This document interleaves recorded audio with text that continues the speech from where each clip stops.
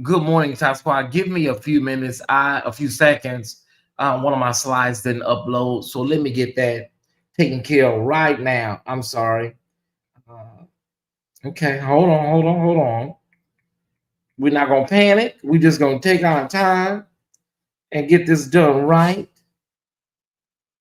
Okay, there we go.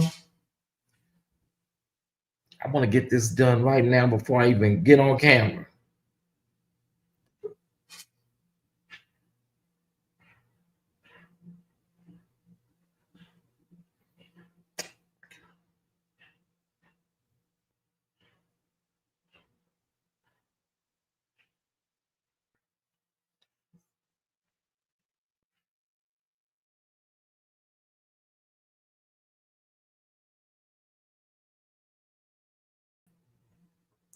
Okay, there we go. Okay, it's uploaded. Thank God. Oh wow, it's a lot going on, and it's okay.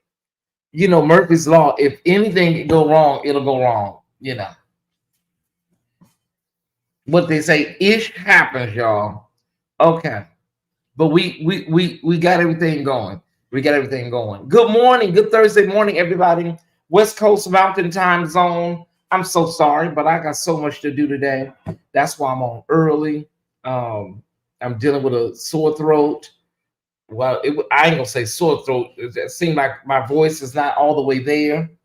I hope I bind whatever starting. Not Tyesse. I rebuke it in the name of Jesus. And I be wearing my mask and stuff, so I don't know. I'm hearing something in the back of my throat, like I'm hearing some kind of I'm fit to stop somewhere and get me a medicine ball. Yeah, that's what I'm fit to do. Hey, not either one of my favorites. Uh-huh. Stop. You better stop it, Valerie. Please stop. I cannot. I just thank God for Jesus. But I woke up this morning, something's going on right here. These eyes is running. I did sleep with the thing on last night. I did do that. Okay, yeah, I did do that. But I have an air purifier right on the nightstand next to my bed, so I don't know what's going on around here, y'all. Honey, ATL is it's just a hot city, Val. Good to see my sister in the chat. It never disappoints. Okay. Did you see the live I shared with you before you started? I did not.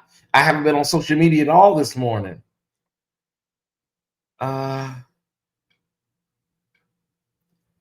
Okay, hold on.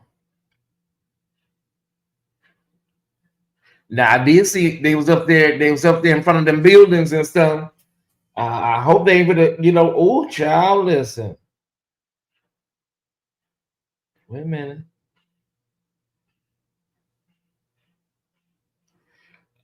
Did you what did you sitting on? Like either Instagram? Child, all it takes is one girl to throw a brick or throw a bottle or a brick.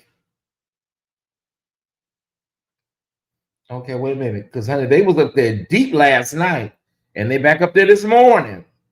Now either you sitting on IG. Okay. Oh, he's live. Okay. All right, I'll watch it after I get off of here. I'll watch it after I get off. Let me see something. Hold on. Let me see what he's saying. Hold on.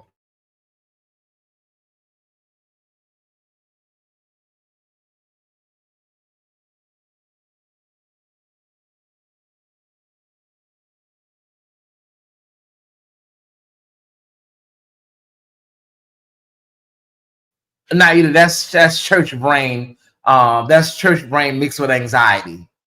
Yeah, I've been there, so I know what it looks like. Church brain mixed with anxiety. I've been there, honey. We've all been there. Church brain mixed with trauma, with a little splash of anxiety and panic disorder. He'll be okay. Yeah. I'm going through a major allergy episode. That's what I think it is, Trent. I think, I don't know. Last night, I don't know. Is Crystal Marshall here or one of the crystals? Any of the crystals? Can y'all keep me on time? I gotta be out of here. I can't. Oh yeah, Crystal. Naida. That's church brain mixed with a little splash of trauma, and then the anxiety from what's going on. Yeah, he's manifesting right now. He's manifesting. He ain't doing a purging right now. He'll get it up off. He'll feel better when the live ends. Said they weren't going anywhere.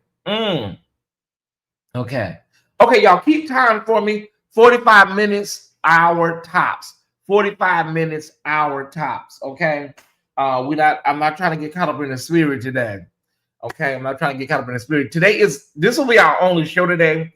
I'm going to use Thursday as my day off, and I will be on live Saturday for our I'll talk about that more later. All right. Okay. I gotta get a medicine ball. I don't want none of them things. They so strong. I got them double menthol. Ricolas. Maybe I should pop one. Maybe I better pop one of these, but they so strong, child. Hey, Lindy, don't get in no trouble over there at that job. Don't get in no trouble, brother. Okay. All right, y'all, we got to rock and roll. We put my lemonade over here. And then, all right. Good to see you, Trent. Good to see you, brother, back in the chat. Oh my God. Hey, Wonder Woman 1921. Good to see so many of you in the chat. But before we get started, make sure everybody that's here has hit the like button. Everybody in the chat. Okay, hold on. Everybody, please hit the like button. Thank you so much. I sucked on tea bag. It wasn't bad. A real tea bag. Don't get any. Yeah, I told y'all. You get you a tea bag and make sure that tea bag is nice and saturated with something sweet or something. I've been sucking on tea bags since I was a teenager. Well, bad analogy, Tyesse. Okay, never mind. You haven't lived until you suck the tea bag after you're done with your tea. Weather has been up and down. Maybe that's it. Could be. But I was just saying to myself, the weather gonna be 67 today. That's the warmest it's been. So I may put on some shorts and show my legs today. I ain't gonna lie to you. I don't feel like putting on all that. I don't like layering. Layering, I always get hot. So today you may see my legs out today. All right. 67 today, y'all. 67. That was a bad analogy. That came out before I thought about it. All right. Let's get started, y'all. We're 11 minutes in. Let's get started. Thank y'all for tuning into the Thursday report. I can't believe I used to do this on Monday, Wednesday, and Fridays back in the day. All right. Okay. Let's jump into it. I first want to start off with let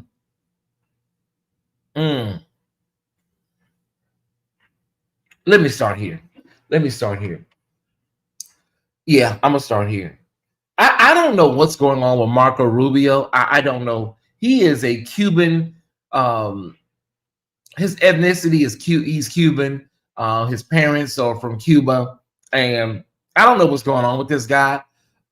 Every time you see him, he seems like he's like, I don't know if they put a chip in his neck or it's one of those things like the movie The Manchurian Candidate. I have no idea what is going on with this man, but him and POTUS are on two different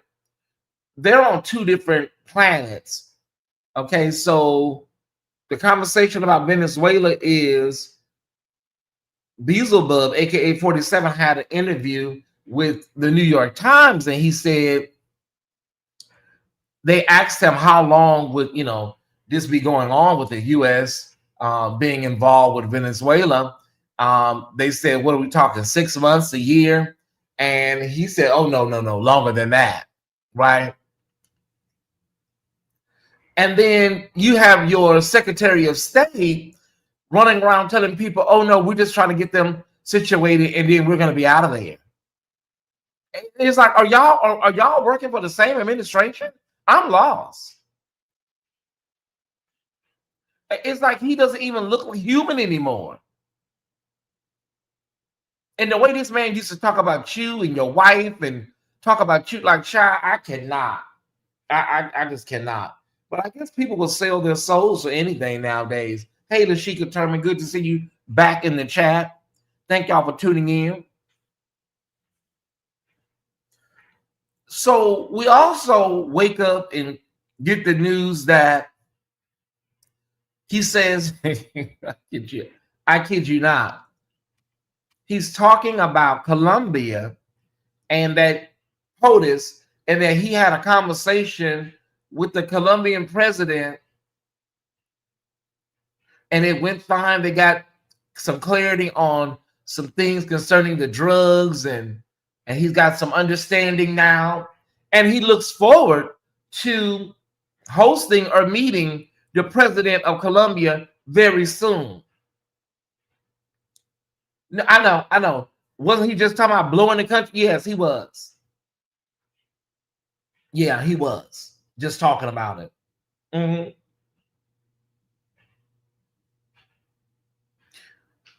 Sick of these people depressing. It is so important that in 2026 that you are in the know about world events. Okay, we as African Americans cannot afford to sit up and live in a fantasy bubble where we're laughing and talking and kikiing and cackling all day long. We must be in the know. We must follow world events. We got Russia right now moving some of their assets, and we're keeping an eye on what's going on with Russia, where they say that shit really was in Charles. Russia. They say y'all were known for lying. But we must be in the know. Because when World War III hits, I won't be here. I'm going to try to find me a damn bunker or basement somewhere. So we need to be in the know and what's going on in our world. We can't just sit up here and laugh all day and kiki and cackle and all day long. We can't do it. Okay. Unfortunately, it would be nice if we could, or we lived in a world where we didn't have this madman on Pennsylvania Avenue and we could come on and have a good time every day. Even then, we would still want to be in the know. I have to protect my mental health also. This stuff is beyond depressing. Well, you know, I can tell y'all this. If world news is depressing, if world news is depressing for you, and you know, to everybody that's dealing with depression, and this stuff is depressing to you, you can always sit out these shows and come back when we have a more lighter show. You can sit these shows out. And that's not meant disrespectfully or condescendingly. If you are having any type of mental health episode, if you have to protect your mental health from world news, then you can come back. Tomorrow night, we have Friday Night Live, and you can be in a more zen place. Because I don't want to trigger nobody. I don't want to trigger you. But as a Black queer man in America, I can't afford to be out here walking through the world not knowing what the hell is going on. I can't. And I suffer from all kinds of things. I don't suffer from depression, but I suffer from all kinds of things that affect my mood. But if you need to, we understand. Protect your mental health. If you need to step away from this live, you know, take whatever you need.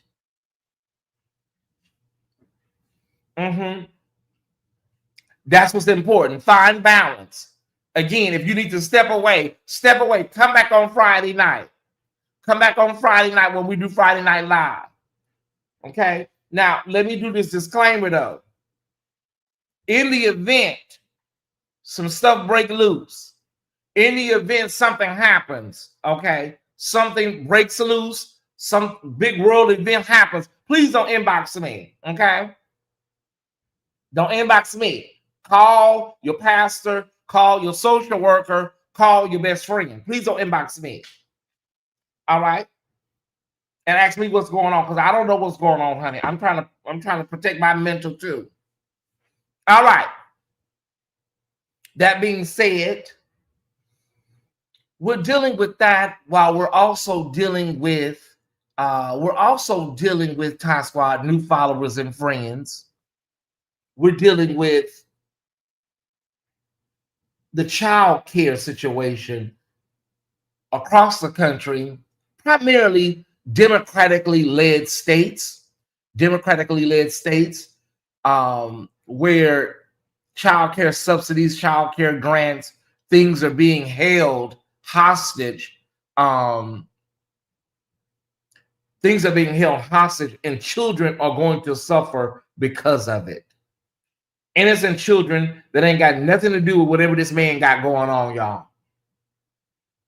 Absolutely nothing. And because there was fraud, wherever there was fraud, you know, it's being labeled as widespread or pervasive, when that a lot of times is not the case. It's just you don't like the governor of that state. Well,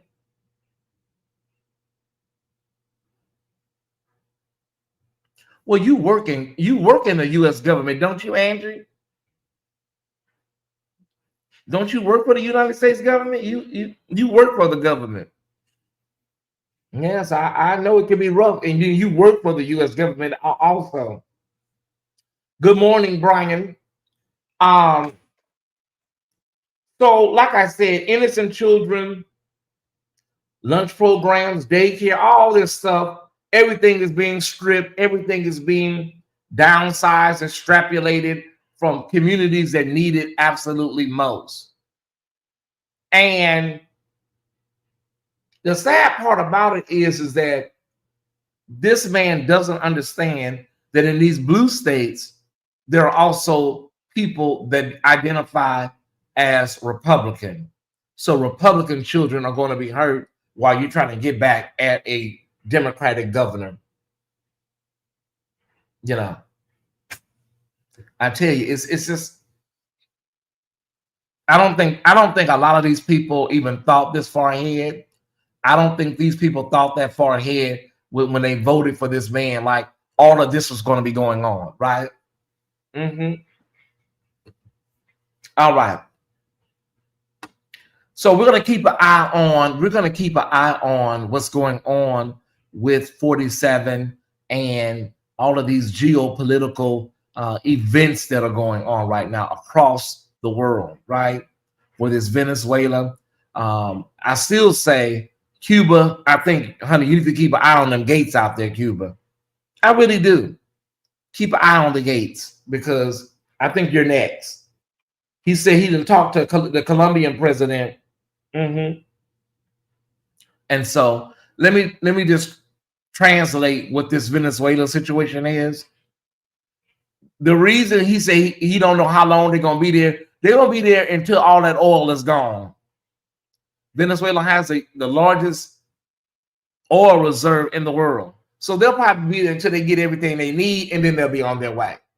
That's why there's a confusion between Marco Rubio and 47. Hey, Antonio, they'll be there as long as they can fill all them barrels up, and they'll get the hell up out of there. Okay? All right. I want to talk about Dr. Janelle Smith Green. It was such a sad story to read about, and it's so unfortunate because we live in a country where we live in an industrialized, advanced country. And so this is not a third world country. So when we hear about this stuff, it's really depressing. It's depressing. Yeah. Okay. Janelle Green Smith. She was a maternal health advocate. And we got the word that she passed away. She got, wait a minute. Let me get this right. Let me get my notes together, y'all. She passed away giving birth to her child. Okay. Report says she died from complications related to childbirth while delivering her first baby. Specific medical details, the exact complication, have not been publicly released in the mainstream reporting. Okay. Who was she? She was a South Carolina-based midwife and maternal health professional. She became a certified midwife in 2021 and earned her doctorate of nursing practice in 2024. She was also a photographer. She dedicated her work to safer, more equitable birth outcomes for Black birthing people, and her unaliving sparked renewed conversation about systemic gaps in maternity care. She passed away on January 2nd. And somebody that reached out to me about this story, they said, Tyesse, do you think it may have been something going on where something may have been purposefully done to her because of her work around, I said, listen, I wouldn't count that theory out. We've seen what happened with Dr. Sebi and so many others. So I don't think that's a far-fetched conspiracy. It's possible. Please be mindful when you don't do too inflammatory language in the chat, y'all. I know you misspelled the word, but try not to be too inflammatory in the chat, y'all. Thank y'all so much. I appreciate you. I'm not trying to dictate your speech. Just be mindful. All right. So I don't think that's too far of a stretch. Could something have happened to her? Could something been in play? We need to go over the stats right now so that we can really talk about this more comprehensively. Hold on one second. There are 50 deaths per 100,000 live births for Black women, the highest of any racial group in the U.S. Did you hear that?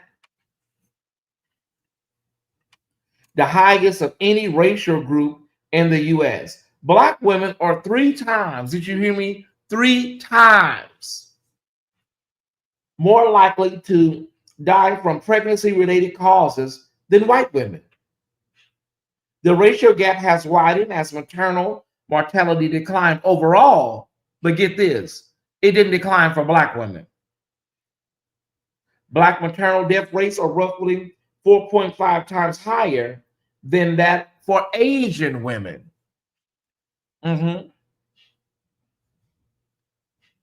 Asian women. Historical data show Black women's pregnancy-related mortality can be 2.6 to 3 times higher than that for Hispanic, non-Hispanic white women. These disparities persist across income and education levels, indicating systemic care quality issues, not socioeconomic differences. We need to be clear on that. This is not a poor Black woman, a hood Black woman, a ghetto Black woman problem. Educated, higher income women also suffer at the same rates as lower income Black women. Hold on one second. I'll take this call.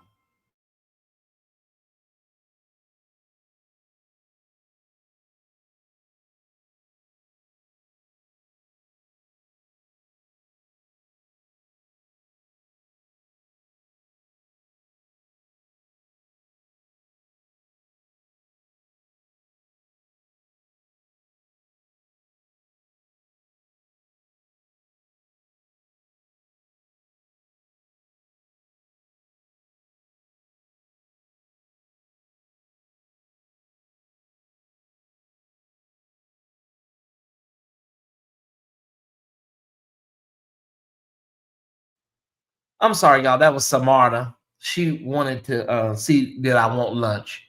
Okay. I watched Sisters and they had an issue as storyline. It was acted out from beginning to yeah. It's really something serious. And so these healthcare disparities amongst Black women are something that we don't really talk about when it comes to that. I remember Dr. Judge Hatchett. She's a judge. Her daughter-in-law lost her life over at Cedars-Sinai, one of the most top-rated, best hospitals in Los Angeles. So now this father, she was a newlywed. She married in 2024, summer of 2024. So now this father is going to be raising the child because the child survived, is going to be raising the child alone. The same way Judge Hatchett's son is raising his children alone. Yeah. So when you see some of the things on TV, when you see these documentaries like Aftershock on Hulu, you know, it raises the alarm, but there's not really an active groundswell around Black maternal health. It's just not. It's not there. And then you have all this, you know, around Planned Parenthood because they want to label Planned Parenthood as only an abortion provider, when many Black women use Planned Parenthood as a primary source of not only gynecological help, but also all kinds of other things that you can go there and get help for.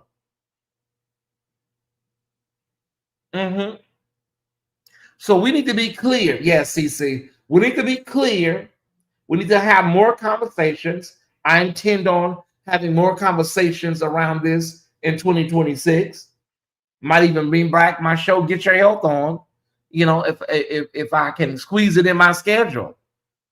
because this is something that we need to talk about more. Black women should not be passing away from childbirth. It just is unconscionable. And being that we have a absolute whack job as the head of Health and Human Services, it gives you even greater concern. Mm-hmm. Yeah, they oftentimes make Planned Parenthood about, abortions, and they talk about the lady that founded it and what it was, But if there is no Planned Parenthood, okay, we can get rid of. If you want to get rid of Planned Parenthood, okay, that's fine. Let's remove. They're an abortion factory. That's fine. Okay, well, we need fully functional, well stocked and supplied medical clinics in each Black community. Remove the Planned Parenthoods. See, they want to talk about what it does, but they don't want to give you a replacement or put something in its place, if that makes sense. So they want to talk about Planned Parenthood, and it's an abortion factory, but you don't want to put a brand new health clinic in its place in the hood. These Black women can't afford to go across town. Let me go a little further. Let me go a little deeper. I hope I'm not depressing anybody. But let me go a little deeper. White women can afford to fly out and get their abortions if there's a ban or if there's no access to what they need. White women can get on a plane and fly first class, many of them. Okay? Minority and marginalized women, they cannot afford that luxury. Even when it comes to the gay community, the LGBTQ community. I don't really want to get too deep, but when it comes to STDs, a lot of them will go out of state. Our white gay counterparts will leave and go out of state to keep things under wraps concerning their STDs and STIs. Ask me how I know. I know they do it. So the information won't be localized and affect their employment or other things they got going on. Mm-hmm. We've seen them do it. They'll go out of the county. They'll go out of state and get treatment and then come back. Black gay men can't afford that. They can't afford to be flying to Aspen. They can't afford to fly to Seattle for treatment.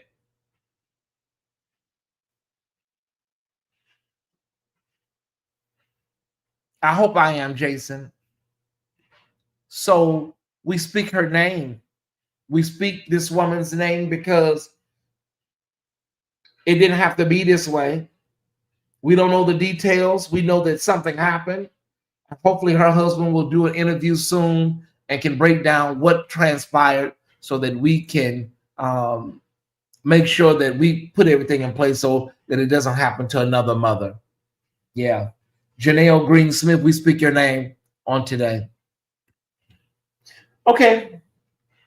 Let me head over to Minneapolis, y'all. It's what everybody's talking about. We have more details, and it's sad that these people try to play with our heads and try to play with our minds. And Kristi Noem, the Homeland Security Director, 47, who's basically one step away from a dementia diagnosis, if he's not already in early onset dementia. And all of these people from the FBI, the Department of Justice, the way they play in our faces, it's really insulting to us when we see things with our own eyes. Shout out to the governor of Minnesota. Shout out to the mayor, the lieutenant governor, and everybody that's speaking up. Hey, Angel. Shout out to everybody that is speaking up and speaking out, because what happened in Minnesota, I want to be very clear with you on today. What happened in Minnesota to Renee Nicole Good should be alarming to everybody. Because if they can blow you away, shoot a woman in her car, in broad daylight in front of her neighbors. I don't know why people think it can't happen to them. So, I don't know. I see the people on the ground. People are protesting. People are protesting. But sometimes when it's a queer person, when it's an LGBTQ person, the Black community tends not to kind of come in like they could. Mm-hmm. Trying to flee, not trying to run nobody over, and you shoot somebody in the face. And then we have the contradiction of 47 saying the officer was hurt, he's at the hospital. Now videos all over Twitter of the man walking away. Literally walking away fine.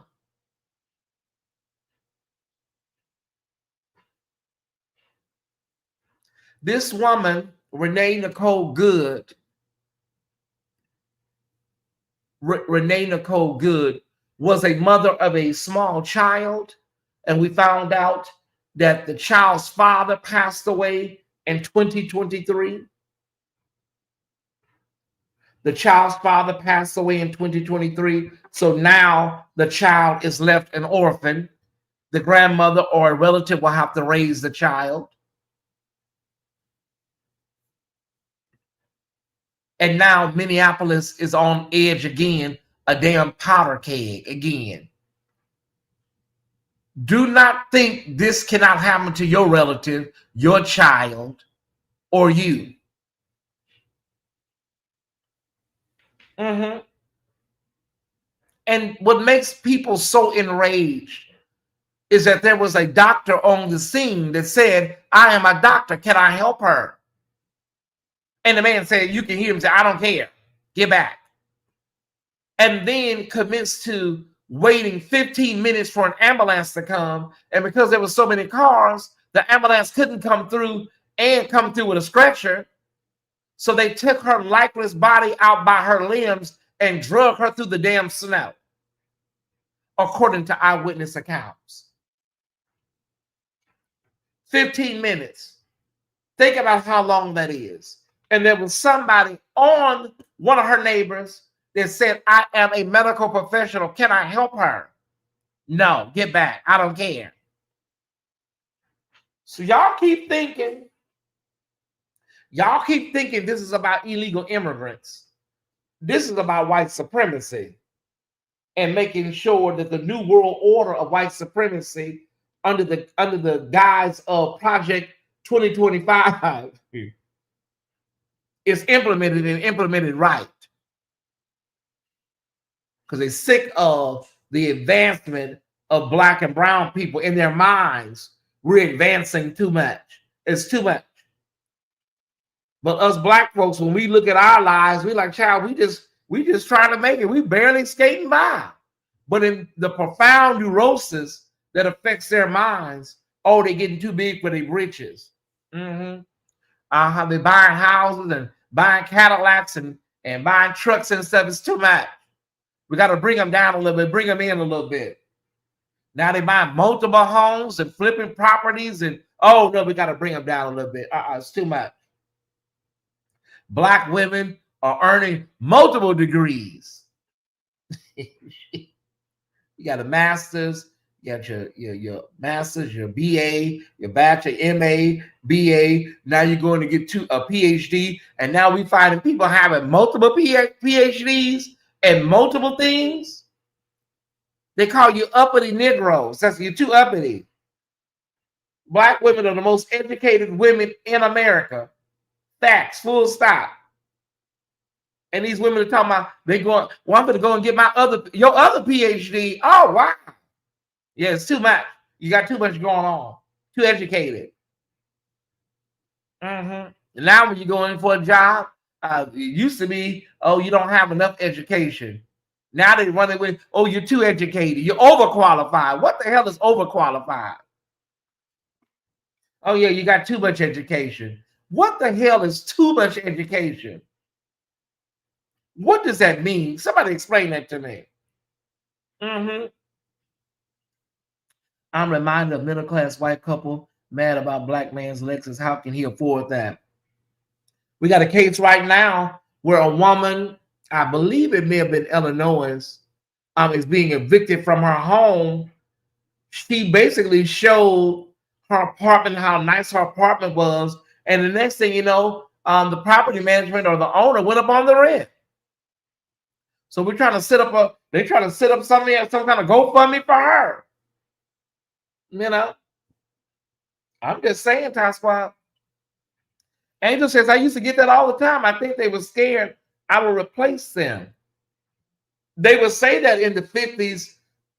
They would say that in the 50s and the 60s. They would use that as talking points. The Klan. If we don't stop these niggers now, if we don't put a stop to this now, they're going to take over America. They're going to take over. That's the genesis of a lot of those Jim Crow laws. Trying to stop. It was getting out of hand in their minds, right? So when you look at redlining, for instance, some of y'all redline. No, they had neighborhoods that were outlined in red. That's where it comes from. Where you could not buy a home in certain neighborhoods. I might as well take my time. I'm not coming back tonight, so I may as well take my time. I ain't gonna do nothing but go and max out the rest of this credit card, y'all. I can take my time. Crystal, stand down. To all the crystals, stand down. I'm just going to knock this all out. Jealousy is a potent drug. It is. Wonder Woman 1921.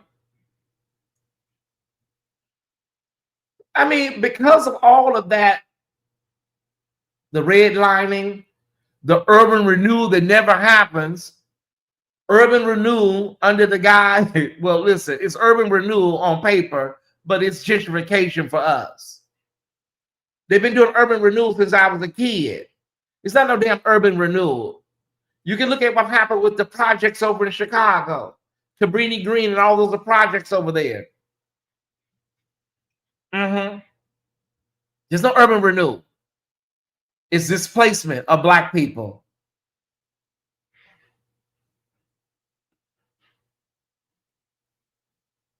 You know, some of the communities that are black, I'm just going to speak for LA. A lot of our black communities in LA were once white. They started off white. And once the Great Migration happened, when people went from south to west, and then they went from south to north, a lot of those communities start to become integrated. Okay, so are y'all with me? Some of the black neighborhoods that you see that are black now were once white. And once the Great Migration started happening, neighborhoods began to integrate. Okay, so we're talking about redlining, we're talking about all this stuff right now, y'all. And so it was the beginning of what they call white flight. White flight. Now, some of these neighborhoods started to decline. You do know that drugs were problems. We know that, some of the urban blight started happening. But what they would do is they would blame it on black people coming in.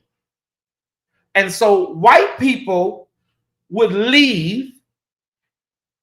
White people would flee to the suburbs. I hope I am. Would flee to the suburbs, and they would leave the black people behind. Now these black communities were now left to fend for themselves. So then they said, oh, look how they live. When all of those resources were now snatched from those communities, and they left you with crumbs to function off of. That's how it happened. That's how it happened. And then these neighborhoods over time, with drugs being thrown in there and urban decay and urban blight and no infrastructure, no funds. A lot of our own mayors and city council people were crooks. It was a recipe for damn disaster. So that's how you have the birth of ghettos barrios, and hoods. Uh-huh. I'm glad you caught a live, Morletta. And so, Ty Squad, new followers and friends, you fast forward to 2025, 2026, and what do you have, Tyesse? Now you have all of those people are dead. All of those white folks that went up to the suburbs and to the hills, they're all deceased, right? And so now you have 2025, 2026. Their children and some of their grandchildren, they're not really afraid of black people. We call them neoliberals, y'all. We call them, the latte Starbucks generation. They're not really scared of us like that. So they now come in and take over our neighborhoods. I got to go get something out the dryer, you guys. I'll be right back.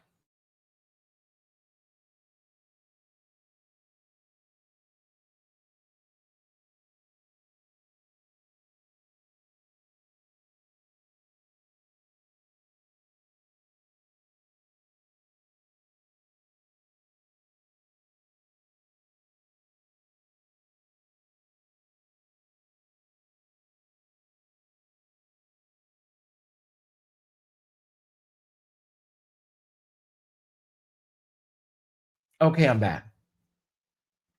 What was I at? What was I talking about? Oh, okay. So, Ty Squad, they are not the grandkids and the grandkids and the children of the white flight folks. They're not scared. They're not scared of coming into our neighborhoods. Uh-huh. They come in DC, in LA, and Dallas, and Atlanta. They come in, and what they're going to do is they're going to gentrify our neighborhoods. And many of them have passive aggressive energy, the racist undertones are there. They question us, ask us, do we live in buildings that they just moved into? You asking me, do I live here and you just moved in? But they're not afraid of us. But they're very passive aggressive. It's a lot of racist undertones there. And if you go to apps like Nextdoor or Neighborhood, those apps, all day long they're posting this. It's unbelievable how everybody is a suspect in the neighborhood.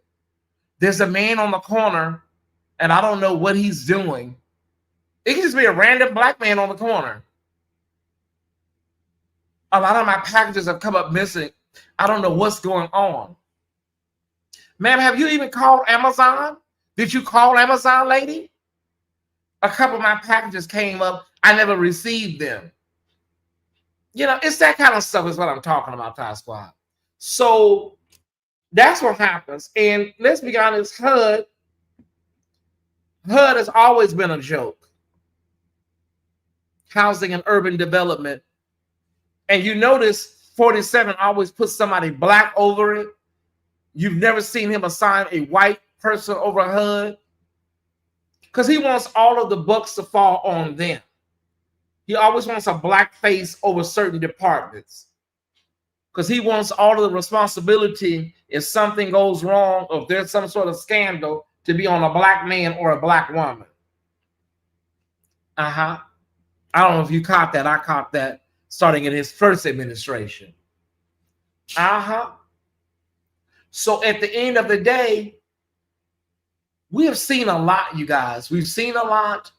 We've been through a lot. And it's very important that we know our history. So, they say if you don't know your history, you're doomed to repeat it. And past will become prologue. That's what they say. That's what I heard a writer say one time. If we're not careful, we will be repeating it over and over again. Secretary of HUD is taking over our brand new building made for us because he's a buddy of 47. And I can give you a little brief history on, the projects. A lot of the projects in, housing projects you see today, that started in the 40s and 50s, they were all like for factory workers, people from the war and things like that. A lot of immigrants. That's what they were intended. A lot of them were intended for. And then over time, these housing projects became concrete holding places for Black people and brown people. But I only speak for Black folks, and all that people of color, I kind of let that go. I just speak for Black people. So the housing projects were socioeconomic traps for Black people, especially Black women. Let me just tell you how, when you look at it, most of the walls in the projects were concrete. You couldn't even hang up a picture on the wall. Go to the projects, look at the project. The walls were made out of concrete. You couldn't even hang a picture on the wall. It's like they were just housing people. And over time, you did have multi-generational people trapped in a cycle of poverty with the projects, with welfare, and with Section 8. You literally, they designed it so you can never get off of it. It's not that people, I know the narrative is people want to be on it. They want to be on it. If you don't clear your mind of that, whatever that is, if you don't step out like I did, it helped me when I needed it. But when it became a financial hindrance for me, I had to let it go. It no longer served me financially. There was a time when I was making $200 a week, $800 a month total for the whole month. There was a time when I was making that for the month. So it did benefit me at that time. However, when you are always being told that if you receive a certain amount of money, we're going to throw you off. They start this, it's a mindset. When you're told that your income is capped, so basically you're never going to accomplish anything. How can you accomplish anything if there's an income cap? Well, if you make this much money, you're going to be thrown off. So people, they like the comfortability of it. I don't want to get thrown off. So you stay on it. Was I scared? I was nervous. Yeah, I was. And yes, my mind did play tricks on me. Shout out to the Ghetto Boys. My mind did play tricks on me. When I finally got that call and I told the lady, I told her, ma'am, this is becoming too much of a headache.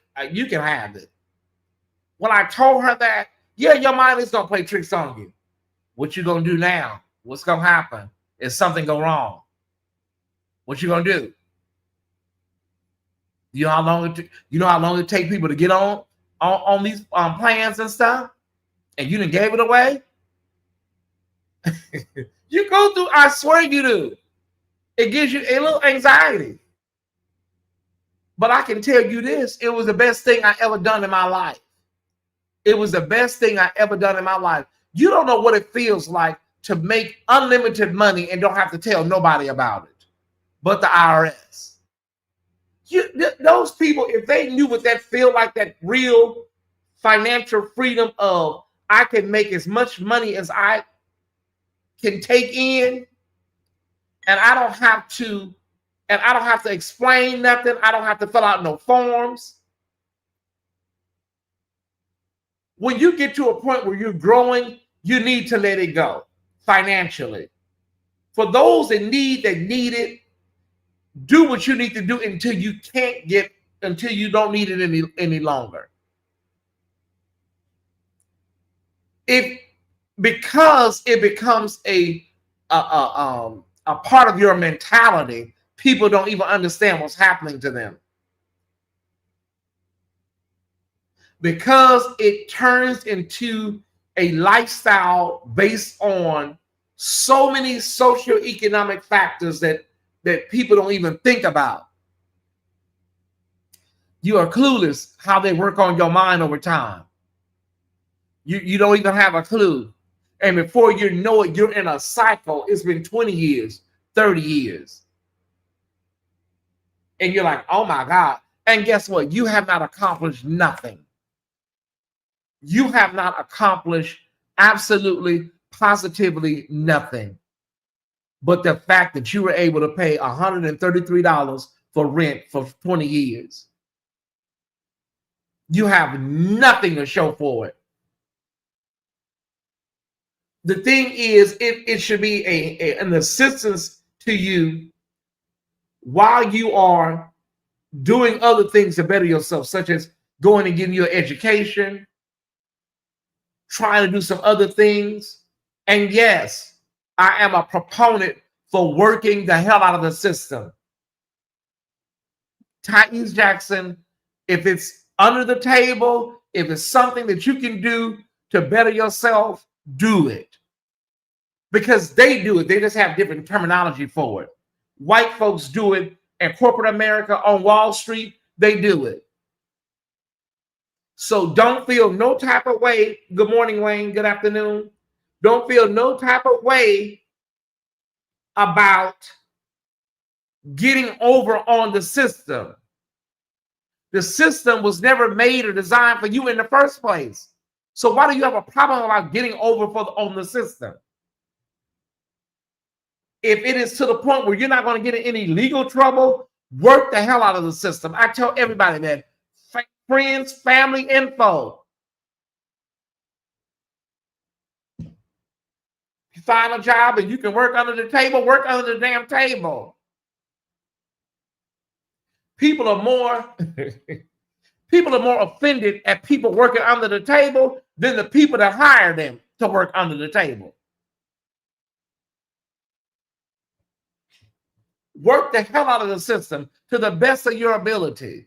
Remember, this is the same country that didn't give your ancestors jack shit for hundreds of years of slavery. And somebody's offended because I'm working 2 jobs under the table, tax-free. Kiss the entirety of both of my ass cheeks. Therefore, be it resolved. They're 2 different things. 2 different things. Taking advantage of loopholes and abusing selective benefits are 2 different things. Listen. I'm gonna say this. Some of the things people do, yeah, but people have a right to say, wait a minute, girl, why are you sitting up here at the Louis store? Why are you in Fendi? Like, why? Girl, if you buy Fendi in Louis, you don't need to be on none of these. I'm serious. Like, get off of it, baby. You keeping up appearances, trying to do too much. Yeah, get your asses to be somewhere, somewhere at a job. I'm just saying. Do what you need to survive, because I guarantee you, they do it off the backs of us every single day. Okay. It's just sad. It's sad. It's very, very sad. The state in which, America treats the least of these. That is taught in the Black church, shall be honest. Can I say this? Michelle? I love Esther Roll. She is a iconoclast. She is just one of the greatest ever, Esther Roll. Love her. Love her. She was the first Black woman to bring a Black father into television. She was. Love her. Love her. Save your emails. Diane Carroll had a black boyfriend on Julia. I know. Save your emails. But the way the writers wrote Esther Rowe's character, Florida Evans, it a lot of it, I ain't gonna lie, Michelle, it was like straight off the plantation. I'm sorry. For all the great black representation on Good Times, for all of the great storylines, they talked about child abuse, they talked about STDs, they talked about food insecurity, all the great things they did. Her character was basically straight off of the plantation, in my opinion. It really was. And it bothered me sometimes. It bothered me because there was always, and it comes straight out of slavery, always this pie in the sky. The Lord gonna take care of us. And the Lord is, and I just believe that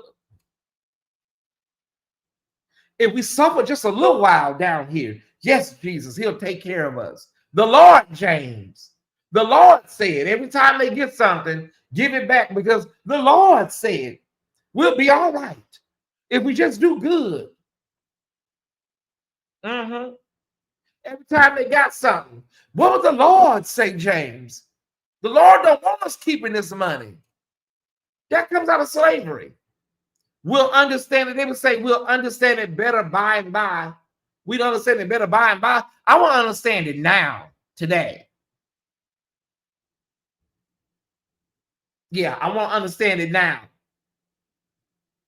So I'm just saying, Tyesse, some of our songs that came out of the slavery tradition did put starch on our backs. Yeah, they did. But some of them, they were a little, I'm just saying, y'all.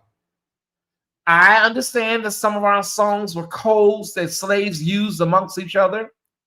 We would sing songs and down by the riverside, and the slave master didn't understand that we were talking about meeting down by the riverside, literally.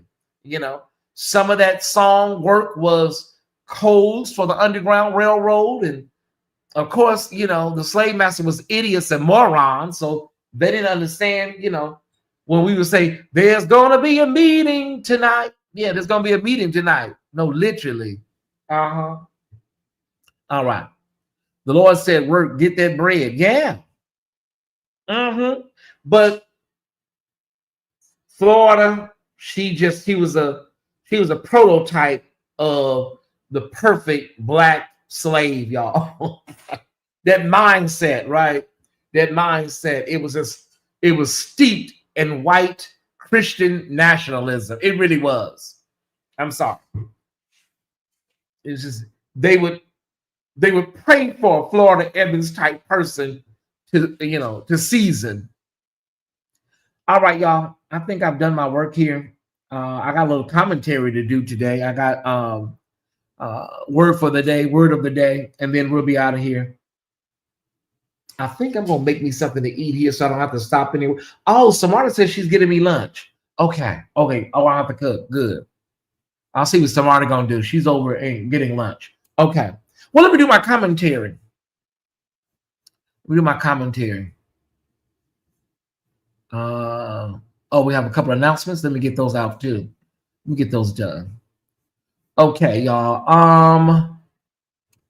Lifetime movie Be Happy. Be Happy is this is, I think, the third installment of these movies that are based on Mary J. Blige's songs. I think they've done 2 others. This is starring Tisha Campbell, Mekhi Phifer, and noted actor Russell Hornsby. So be sure to check out Be Happy on Lifetime. Okay. Sisters is back. It just returned yesterday, an all new season of Tyler Perry's Sisters. I'm not a Sisters watcher, but I definitely love Divorced Sisters. I'm waiting for that to return. So if you didn't know, Tyler Perry's #1 hit show is back. Sisters has returned to BET Plus Wednesdays, right there on BET Plus. And I also want to drop this announcement of this show that is coming January 21st. I can't wait. I am a Ryan Murphy addict. And this is about the beauty situation, the quest for beauty. And it's a dramatic series. And there's a doctor that's doing a lot of this work, and Ashton Kutcher, and people are risking their lives for beauty. They're risking their lives for beauty. And this is going to be on Hulu. Okay. On Disney Plus. Remember, I think they changed the name or whatever. Okay. They always moving something around. FX and Hulu on Disney Plus. It's called Beauty. Bella Hadid. Yeah. One shot makes you hot. One shot can take you out too. Yeah. Okay. Also want you to know that I'm coming. Give me a second, Ty Squad. I got to go get some water. Hold on. I'll be right back.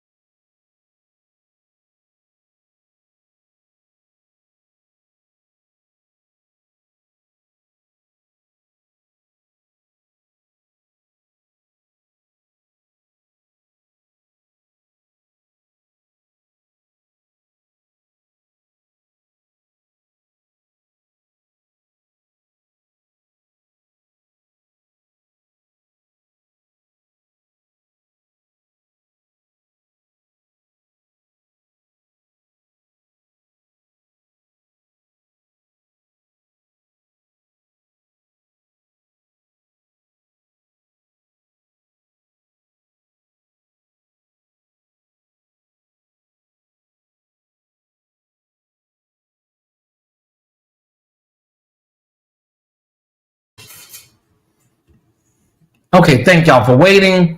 Samara brought me lunch. Oh my God, that was so on time. She brought me lunch. Okay. Black Hollywood Confidential will air on Saturday. We're off tonight, okay? We're moving it to Saturdays. How many more Saturdays do we have? We have the 10th, the 17th, the 24th, and the 31st. So Black Hollywood Confidential will air on Saturdays. Saturdays at it'll be a little earlier because it's on Saturdays. So please make a note of that. Okay, all of my Ty Squad members, please make a note of that.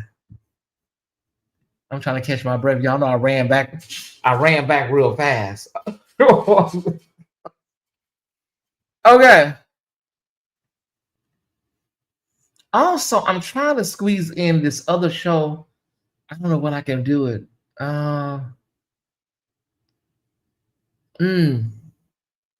When can I do it? A Saturday afternoon? No, I can't do it Saturday. I'm gonna have to do this. I got another show, but I'm gonna have to do it next week, y'all. I don't have time. Thank you, Michelle. I appreciate it. Oh, let me do my commentary. I done caught my breath. All right. I don't know why I be running back down the hallway like y'all ain't gonna be here when I get back. Okay. Let's get to the word for the day. Thank y'all so much for tuning in. Word for the day.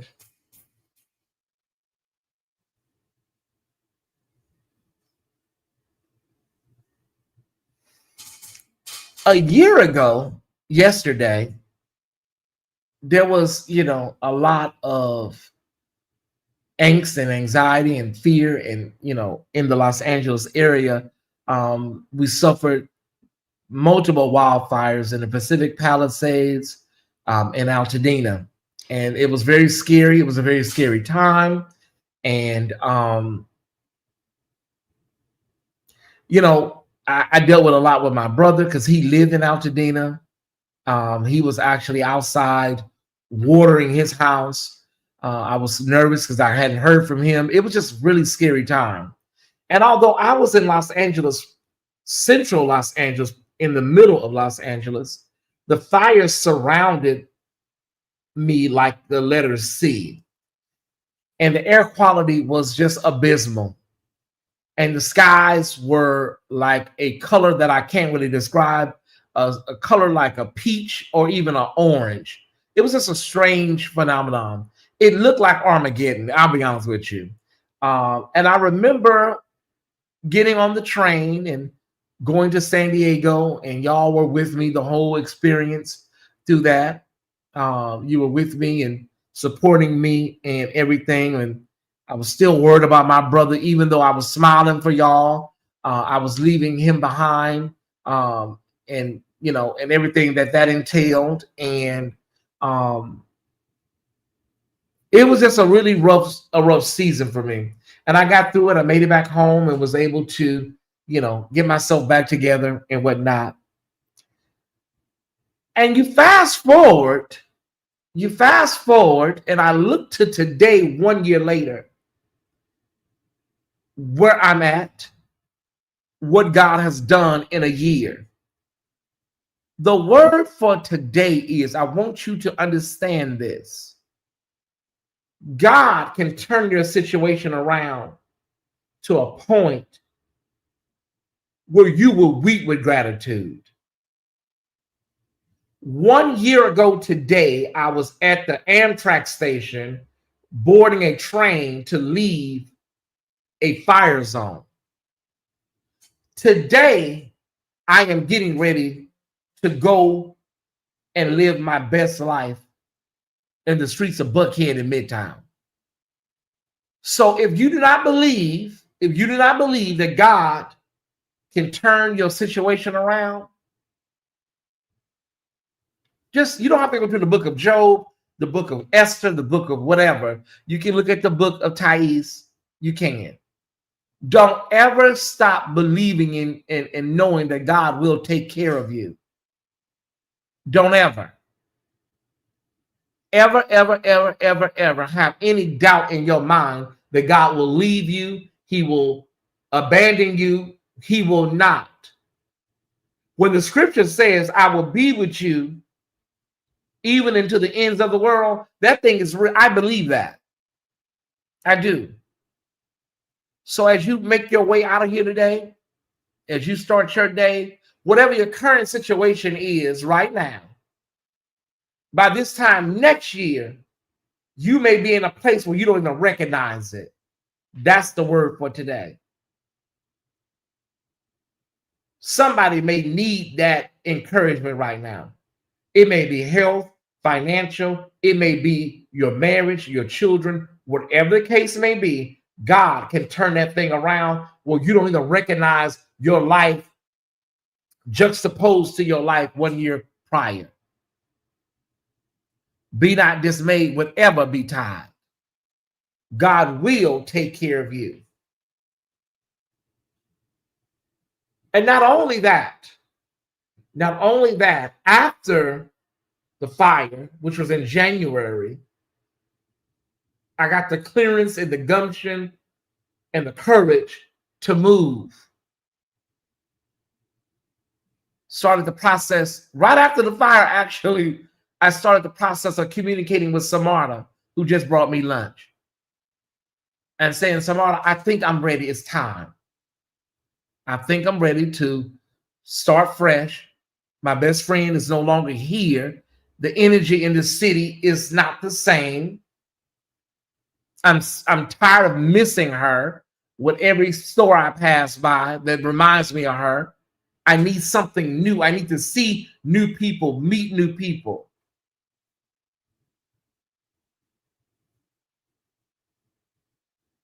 An addendum to the word for the day is, y'all, step out of whatever makes you feel comfortable or uncomfortable. Either or. It's okay. People lied on me and said I moved to Atlanta for all kinds of reasons. I never even answered any of that, responded to it, because I knew who I am and I knew what I moved here for.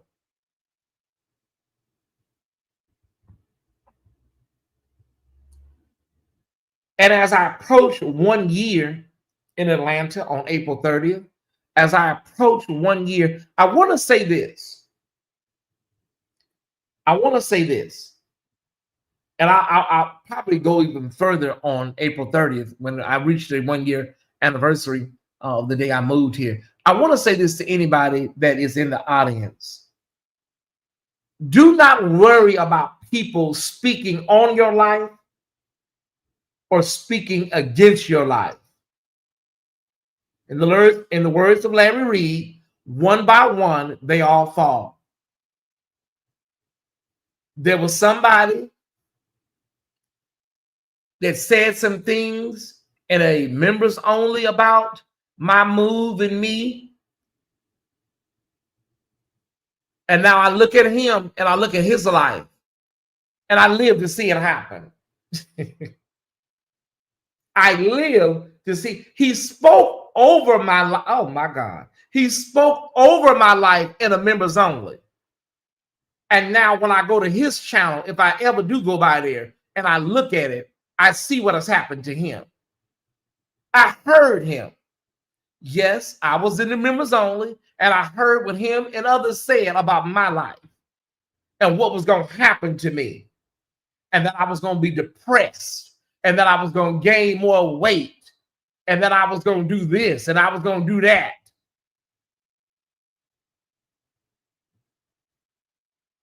And not only am I in a bigger financial place than I was when I moved here, my finances keep growing. Every time I look around, God is blessing me. Matter of fact, set my bag that I'm wearing today. I want to set that on the floor. I want to keep the money flowing. That's old school.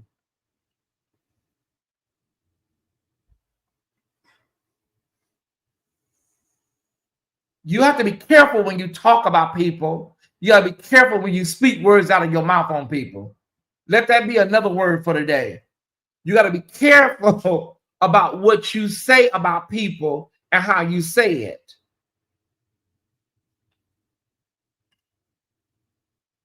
Because that thing, when it goes out and it don't find nobody, that thing boomerangs and comes back to you. It comes back to you. But that person was already in a situation because he had already done something to somebody. And that energy was already going to find him. When he did his little hit piece in February, that energy was already coming back to him before he even spoke over my life. I'm just saying. All right. Have a wonderful day, everybody. On purpose. I love you. I will miss you tonight. I will miss you tonight. But who knows? I may drop in for a night musings and midnight love. All of those shows we used to love back in the day on BET. I may drop in for an 11 o'clock show, right? It may be formed, but it won't prosper. The formation is always active, but it won't prosper. Yeah. And I heard everybody on that. I heard him. I heard everybody that was talking. Oh, he's gonna need transportation, and he don't have a car, and how is he gonna get around Atlanta? And he ain't got a car. I don't use anything but Uber Black. I don't. That's smarter. I don't know how to use regular Ubers. I use Uber Black to go to the grocery store. I just feel like that's my privilege. I don't know how to use anything other than Uber Black. I use Uber Black to go to the dry cleaners. I deserve that for myself. So don't worry. I can go all over Atlanta. All over Atlanta. From the airport to Sandy Springs. Don't worry about East. Door-to-door service. They open the door for me. I've got to take up my offering. Well, we already got what we needed. So if they don't give nothing right now, that's fine. Because we already, last night, we made up for tonight. So we're good to go. But Cheryl Holly, thank you for $15, though. Yeah, I deserve Uber Black, door-to-door concierge service. I deserve that. Okay, so don't nobody give nothing. We already got our offering for today, y'all. All right. We don't want to speak that out. Somebody gonna sow something today for this magnanimous live. If you want to support the platform, please do so right now. Tyesse76 is our Cash App, TYESSE 76 at yahoo.com. We now have Chime, we have Zelle, Venmo, and PayPal. If you want to sow a seed today, we're asking everybody to do, let's do $6, okay? If you want to support us today, let's do $6, or just make sure the number 6 is in your seed.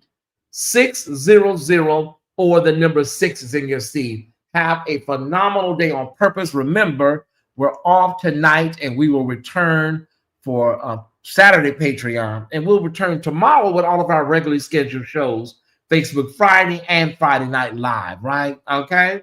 Have a great day. I love you. I love you. I love you. Remember, if you need to talk to me about anything, my email is tyesse76 at yahoo.com. Yeah, tyesse76 at yahoo.com. All right. I love you guys. Have a great day. I will see you very, very soon. Okay, cue this. I got to eat, and then I'm going to hop in the shower, and then I'm out of here. All right? All right.